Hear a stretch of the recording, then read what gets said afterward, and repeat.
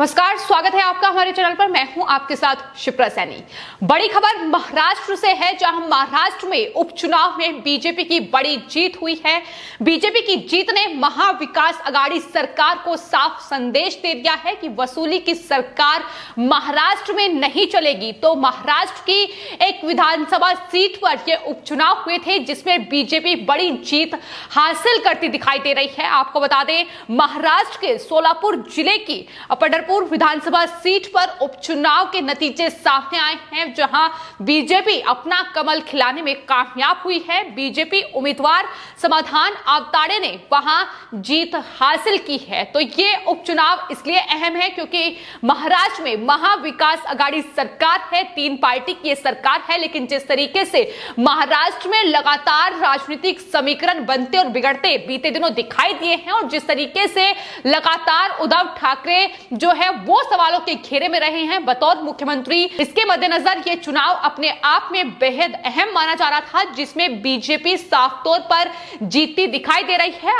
आपको बता दें, बीजेपी कैंडिडेट साफ तौर पर जीत रहा है और एक बड़े मार्जिन से कहीं ना कहीं जीत हासिल होती दिखाई दे रही है। और फिलहाल 19,000 वोट से जो बीजेपी उम्मीदवार हैं समाधान आवताड़े, वो आगे चल रहे हैं। तो किस तरीके से बीजेपी के पक्ष में ये वोट बता रहा है कि महाराष्ट्र में एनसीपी, कांग्रेस पार्टी और शिवसेना की सरकार जो मिलकर वहां की सत्ता चला रही है, उससे कितनी कड़ी नाराजगी लोगों को है। पंढरपुर विधानसभा सीट पर एनसीपी विधायक भरत भालके की मौत के बाद ये उपचुनाव हुए हैं। आपको बता दें, भरत भालके की मौत हुई थी, जिसके बाद नवंबर से ये चुनाव होने थे, लेकिन कोविड के मद्देनजर ये चुनाव नहीं हो पाए। लेकिन अब जब ये उपचुनाव हुआ है तो इसमें बीजेपी के पक्ष में पुरजोर तरीके से वोट पड़े हैं। आपको बता दें, एनसीपी, कांग्रेस पार्टी और यहां तक कि शिवसेना ने कहीं ना कहीं एनसीपी विधायक भरत भालके की मौत पर सहानुभूति हासिल करने की भी पुरजोर कोशिश की। उनकी मौत पर कहीं ना कहीं वोट हासिल करने की कोशिशें की गई, लेकिन किस तरीके से धराशायी होती नजर आई, ये साफ तौर पर अब आंकड़े बयां कर रहे हैं। जिस तरीके से बड़े मार्जिन से बीजेपी उम्मीदवार जीतते नजर आ रहे हैं, तो महाराष्ट्र में साफ तौर पर जो लड़ाई है कहीं ना कहीं बीजेपी और महाविकास आघाड़ी सरकार की, वो हर रोज देखने को मिलती है। और जिस तरीके से ये जुगाड़ू पार्टी की जुगाड़ू सरकार महाराष्ट्र में चल रही है, इसे किस तरीके से कहीं ना कहीं धराशायी किया जाए, इसकी कोशिशें भी हर रोज तेज रहती हैं। तमाम ऐसे मुद्दे जिन पर महाराष्ट्र सरकार हर रोज घिरती नजर आती है। लेकिन अब जो ये उपचुनाव हुए हैं, ये अपने आप में अहम इसलिए ही है क्योंकि ये उपचुनाव साफ तौर पर ये बता रहे हैं कि आखिर लोगों का भरोसा एनसीपी, कांग्रेस और शिवसेना इस गठबंधन की सरकार में है या नहीं। तो नतीजे साफ तौर पर बड़े मार्जिन से बीजेपी उम्मीदवार समाधान आवताड़े को जीत हासिल करते दिखाई दे रहे हैं। आपको बता दें, बीजेपी उम्मीदवार के जो सामने थे वो थे भरत भालके, जिन एनसीपी विधायक की मौत हो चुकी है, उनके ही बेटे भागीरथ भालके मैदान में उतरे थे।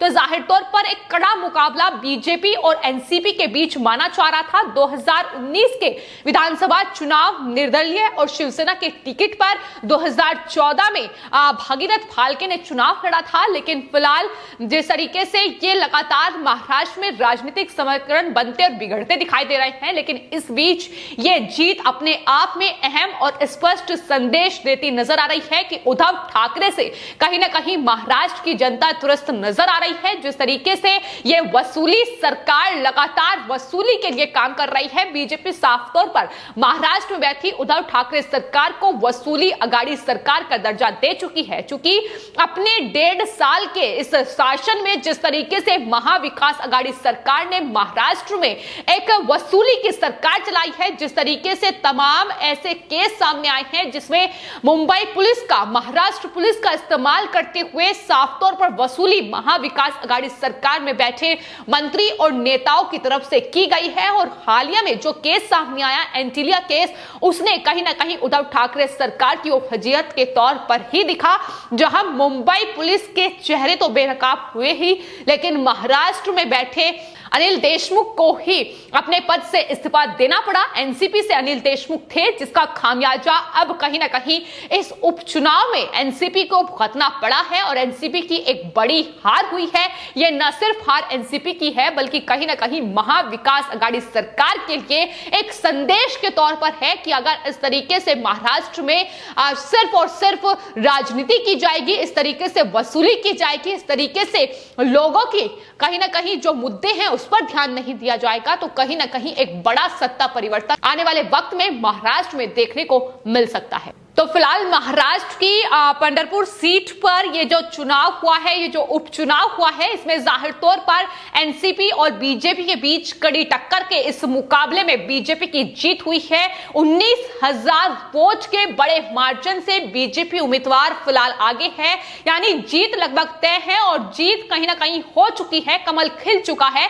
तो जाहिर तौर पर यह संदेश महाविकास अघाड़ी सरकार और उद्धव ठाकरे को मिल चुका है कि महाराष्ट्र में अगर इस तरीके से राजनीति की जाएगी, अगर इस तरीके से कोविड के इस दौर में भी इस तरीके से घटिया राजनीति महाराष्ट्र में उतारू रहेगी, तो जाहिर तौर पर महाराष्ट्र की जनता इस पूरे शासन को नकारती नजर आएगी। आपको बता दें 2019 में जब महाराष्ट्र में विधानसभा चुनाव हुए, तो जाहिर तौर पर जनता का जो मत था, महाराष्ट्र की जनता ने जो वोट दिए थे, वो जाहिर तौर पर बीजेपी और शिवसेना के गठबंधन को दिए गए थे। लेकिन किस तरीके से शिवसेना ने तोड़ मड़ोड़ कर यह सरकार कहीं ना कहीं महाराष्ट्र में बनाई थी, जिसमें एनसीपी और कांग्रेस पार्टी का साथ उन्होंने थामा था, और एक ऐसी पार्टी जो साफ तौर पर एक हिंदुत्व के चेहरे के तौर पर नजर आती थी, लेकिन जिस तरीके से एनसीपी और कांग्रेस की विचारधारा में बदल गई है, उसको लेकर भी लगातार महाराष्ट्र में सवाल खड़े हो रहे हैं। और शायद यही वजह है कि ये कहीं ना कहीं जो सीट है ये एनसीपी हारती नजर आ रही है और महाविकास अघाड़ी सरकार के तौर पर एक बड़े झटके के तौर पर है। इसको लेकर लगातार बीजेपी नेताओं की प्रतिक्रियाएं भी सामने आ रही हैं। महाराष्ट्र प्रदेश सचिव नीलेश राणे का ट्वीट सामने आया है, जिसमें उन्होंने कहा है कि महाराष्ट्र की पंढरपुर सीट को बरकरार रखते हुए महाविकास सामने आया गया है। बंगाल के बारे में साहसपूर्वक बातें हो रही हैं, लेकिन उन्होंने कहा है कि बंगाल में बीजेपी की जो हार है ये 3 से 100 हो गई है। यानी साफ तौर पर बीजेपी ने जिस तरीके से बढ़त बनाई है, वो साफ तौर पर टीएमसी को टेंशन देने के लिए काफी है। 3 पार्टियों के साथ आने के बाद भी पंढरपुर उपचुनाव में बीजेपी ने जीत हासिल की है। ये नीलेश राणे का ट्वीट है।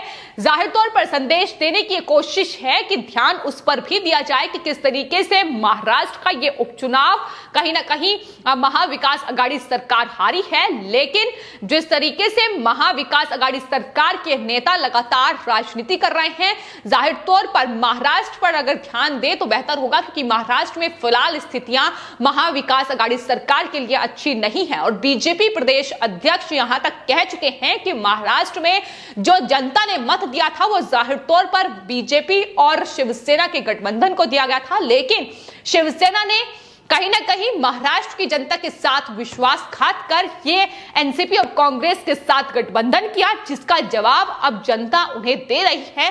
तो फिलहाल इस तरीके से लगातार चुनावों के नतीजे देश में सामने आ रहे हैं, लेकिन कुछ सीटें जहां उपचुनाव चल रहे हैं, जिसमें महाराष्ट्र की भी ये सीट है और अपने आप में बेहद महत्वपूर्ण सीट है, क्योंकि पॉलिटिकल एनालिस्ट भी ये मान रहे हैं कि ये एक सीट ही तय कर देगी कि आखिर 1.5 साल में महाराष्ट्र में महाविकास अघाड़ी सरकार के लिए लोगों का नजरिया क्या रहा है। जाहिर तौर पर तीनों वैचारिक रूप से अलग अलग पार्टियां हैं, लेकिन किस तरीके से किसकी लोकप्रियता ज्यादा है, इसको लेकर कहीं ना कहीं ये साफ तौर पर जो स्पष्ट आंकड़े सामने आ रहे हैं वो कर देंगे। तो जाहिर तौर पर शिवसेना, एनसीपी और कांग्रेस पार्टी को फिलहाल महाराष्ट्र की जनता पूरी तरीके से नकारती नजर आ रही है और बीजेपी का ये कमल जो एक उपचुनाव जो सीट पर हुए उसमें जाहिर तौर पर खिलता नजर आ रहा है, जो बीजेपी के लिए कहीं ना कहीं महाराष्ट्र में बेहद अच्छी खबर है, क्योंकि जो साठगांठ कर शिवसेना सत्ता पर बैठी थी उसके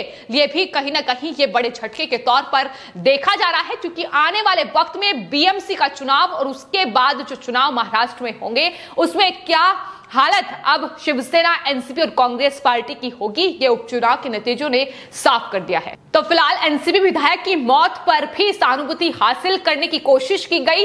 लगातार वोट किस तरीके से हासिल की जाए मौत पर किसी की, ये भी कोशिशें उनकी तरफ से तेज हुई। लेकिन फिलहाल महाराष्ट्र की जनता का स्पष्ट संदेश, जिसमें महाराष्ट्र की पंढरपुर सीट पर उपचुनाव, बीजेपी की जीत, जो अपने आप में एक स्पष्ट संदेश महाविकास आघाड़ी सरकार को देती नजर आ रही है। फिलहाल आपके इस पूरे मामले पर क्या राय है, हमें कमेंट बॉक्स में जरूर लिखें और चैनल को सब्सक्राइब करें। धन्यवाद।